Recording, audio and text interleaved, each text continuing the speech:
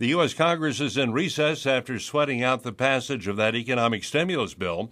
Members of New Mexico's congressional delegation have been crisscrossing the state in their downtime from Washington. Senator Jeff Bingaman was in Santa Fe to meet with high school students in his annual leadership conference. I caught up with him there while he was at the conference to ask about other issues in Washington. We've got the economic stimulus bill. We've got the home foreclosure bill to prevent more foreclosures for 9 million Americans. Many people are wondering, since the evidence is in that the bank bailout money has not been supervised and has not been used correctly, no one's benefited yet. They're not lending, according to the Federal Reserve. What's to monitor these new plans?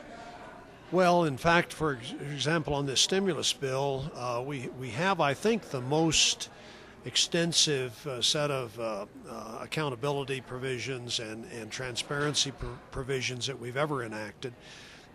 Essentially, what each state has to do with the money they receive is to advise the federal government and put on a website exactly where that money is being spent, what projects are being funded, what the cost is, and then maintain a sort of an ongoing report as to progress being made. So that's the way we're trying to keep track of it, and then we put a provision in the bill that in most cases, if it's not spent by the end of September of 2010, the money reverts back to the federal government. So it has to be spent quickly. Treasury. Yes, has to be spent quickly, has to be out there creating jobs. If you can't get that done, then it comes back to the federal treasury. That's a key question. With the layers of bureaucracy and the way money trickles down to local governments, local businesses, that's the provision that will ensure that it gets done quickly enough to make an impact. Yeah, we think so, and we're trying to put everyone on notice here in New Mexico that there are some short timelines for people applying, for communities applying for some of this money, and for the state getting about the business of actually expending some of this money on highway construction and other things.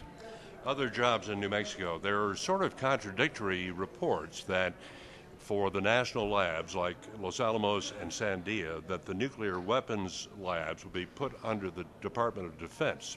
At the same time, we're hearing the contradictory statement that the Obama administration would like to reduce the number of nuclear warheads and nuclear production.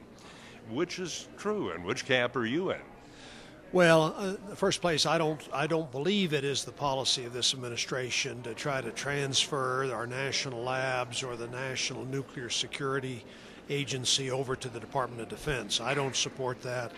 I've spoken to Secretary Chu, the Secretary of Energy. He does not support that.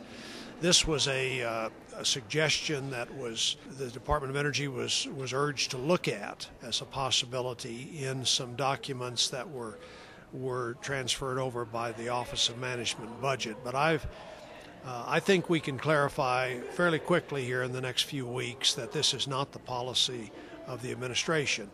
I do think that the administration is committed to trying to reduce the number of nuclear warheads that we have to maintain in our stockpile, and also to persuade the Russians to do the same, and to once again begin to emphasize non-proliferation as a major objective.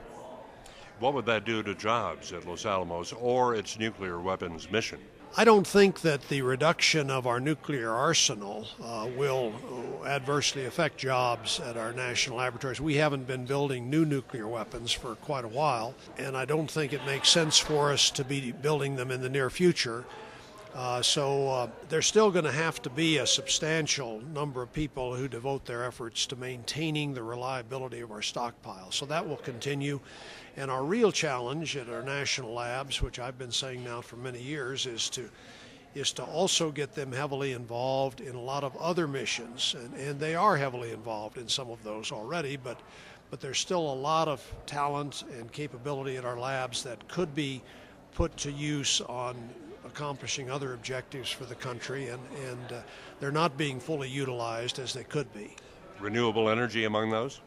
Well, I think it is among those, and I think figuring out the implications of climate change is among those. I think a lot of the defense-related work that is not nuclear, the labs can make a great contribution on, and they are making a great contribution on. So they've been going down this road now for some time, but we need to do even more to diversify the work that they're engaged in. We're sending more troops to Afghanistan, 17,000. That number could grow. Why are we in Afghanistan? How long do you think we need to be there? Well, I think we're in Afghanistan because President Bush, of course, believed that it was essential that we go in and eliminate these so-called safe havens that were there in Afghanistan, allowing training of al-Qaeda individuals. And so we went in and displaced the Taliban government, Taliban-run government at that time. I hope we can find a way forward in Afghanistan that does not require additional troops beyond this 17,000 to be deployed there, because I think that when push comes to shove, we're not going to solve that problem with military force. Just as the Russians found that they couldn't deal with that situation with military force, we're going to conclude the same thing at some point, and our allies in NATO are going to conclude the same thing. We need to try to stabilize the government. We need to try to help the government eliminate the corruption which exists, and begin to improve the lot of the Afghan people. But at this point, our military advisors tell us that we've got to improve security before we can do those other things, and that's the course that the president's following. As I say, I'm skeptical about following that course too long. Senator Jeff Bingaman.